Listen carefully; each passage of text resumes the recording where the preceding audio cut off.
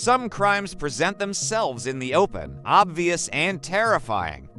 Others hide in plain sight behind the badge of authority, and that is the unsettling beginning of the story of John Leonard Orr, a respected firefighter and expert arson investigator, and a man trusted to protect property and life. Orr was also the person law enforcement least expected to be responsible for a wave of destructive fires that terrorized Southern California for nearly a decade. John Leonard Orr was born on April 26, 1949, in Glendale, California.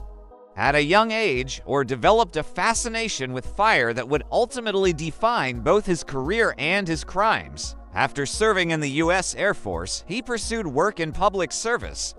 He initially attempted to join the Los Angeles Police Department, but was deemed psychologically unsuitable, and his application was rejected. Following that, he applied to the Los Angeles Fire Department, which found him physically fit and hired him. In 1974, Orr began what appeared to be a career in fire investigation, a role that would earn him both respect and notoriety. Orr gravitated toward arson investigation, the branch of firefighting that seeks to determine cause and origin of fires. He became known for his uncanny ability to detect the signs of incendiary devices and the subtleties of deliberately set blazes. His colleagues came to rely on his expertise, and he rose through the ranks of the Glendale Fire Department, eventually becoming a captain and one of the most respected arson investigators in the region. Orr even appeared in fire safety articles and taught others about how to identify criminal fires. But as authorities would later discover, the very skills that made Orr a revered investigator also made him a uniquely dangerous criminal. Between 1984 and 1991, Southern California was plagued by a string of suspicious fires. Homes, businesses, vacant lots, and brushlands burned under circumstances that baffled even seasoned investigators. In many cases, the fires were set with what seemed to be carefully constructed incendiary devices, timed to ignite when buildings were occupied or most vulnerable. People were killed and property loss climbed into the millions. One of the deadliest of these fires occurred on October 10, 1984. In South Pasadena, a large blaze broke out at Ol's Home Center, a hardware store filled with highly flammable merchandise. 4 people died in that fire: a 2-year-old child, the child's grandmother, and 2 store employees. At the time, investigators from multiple agencies converged on the scene, but the Los Angeles County Sheriff's Department ruled the fire accidental, likely caused by faulty electrical wiring. Orr, however, insisted the fire was arson when many of his colleagues disagreed. Unknown to them then, Orr was correct, and he had set the blaze himself. Despite Orr's professional reputation, some investigators began to notice patterns. Many of the suspicious fires had occurred near conferences or gatherings of fire investigators, a chilling coincidence that suggested someone on the inside might be responsible.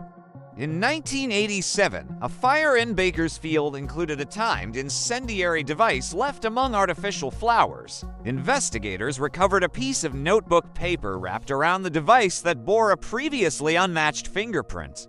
Fire Captain Marvin G. Casey of the Bakersfield Fire Department began to suspect that a fellow fire investigator was responsible, but the technology at the time was not yet capable of matching the print. By late 1990 and early 1991, additional fires broke out in Los Angeles and surrounding areas, and the scale of the problem demanded coordinated action. A multi-agency task force was assembled, eventually known as the Pillow Pyro Task Force, named after one of Orr's nicknames based on the pattern of some fires he set inside stores. Investigators from local police, fire departments, and the Federal Bureau of Alcohol, Tobacco, Firearms, and Explosives worked together to identify the culprit. In March 1991, improved fingerprint technology finally made the decisive breakthrough. The print found in Bakersfield was matched to John Leonard Orr after forensic scientists cross-referenced it with databases of all applicants for law enforcement and firefighting jobs. Orr's name came up. Even so, some authorities initially believed the match could be contamination. After all, Orr was an arson expert who regularly handled evidence, but surveillance and further investigations showed that Orr's presence at fire scenes was too frequent, too consistent with timing, and too indicative of deliberate action to be coincidence. In December 1991, John Leonard Orr was arrested and charged in federal court with counts of arson for fires set during his years as an investigator.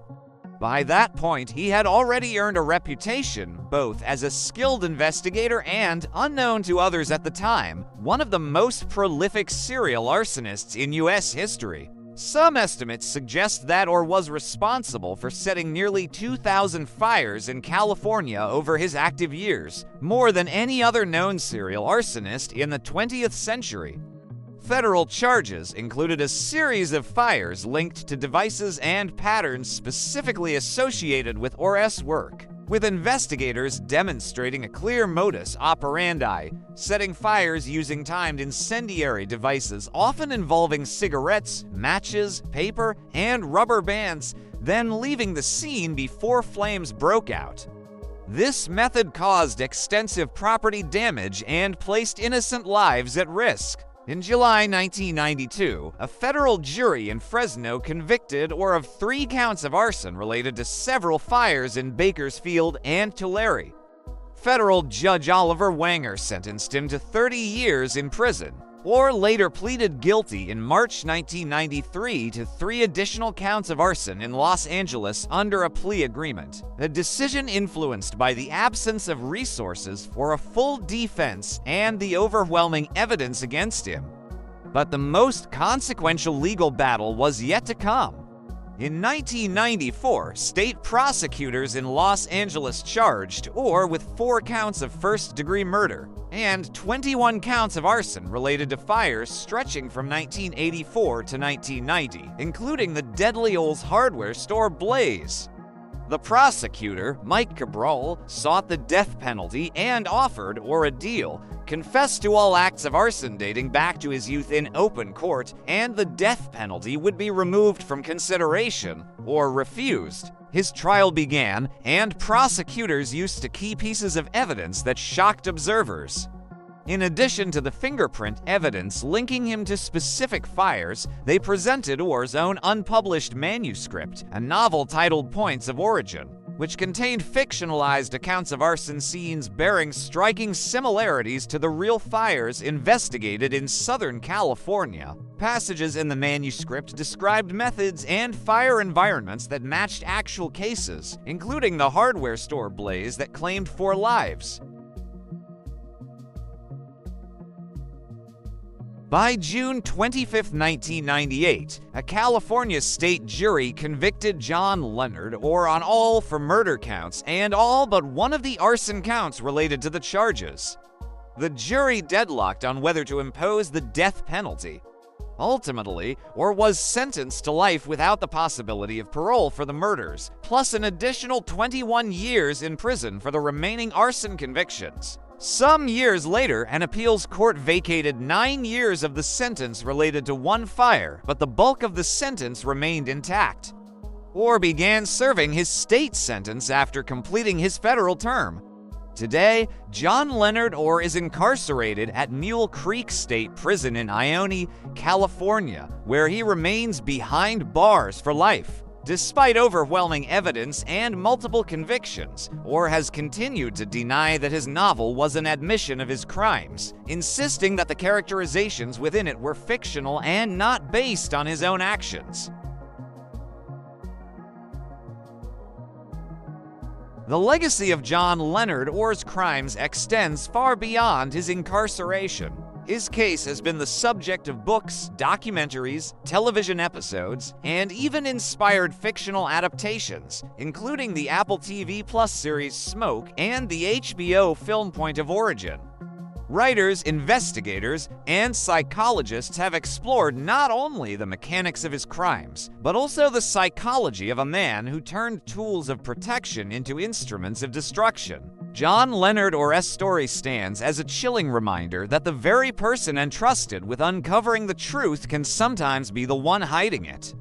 The complexity of his crimes, the betrayal, the manipulation of trust, and the wide scale of destruction continues to fascinate and horrify true crime researchers and the public alike. If you made it this far, thank you for watching. Stories like this take time, research, and care to tell responsibly, and your support truly helps keep content like this alive. If you found this breakdown informative, consider liking the video. It helps more than you might think.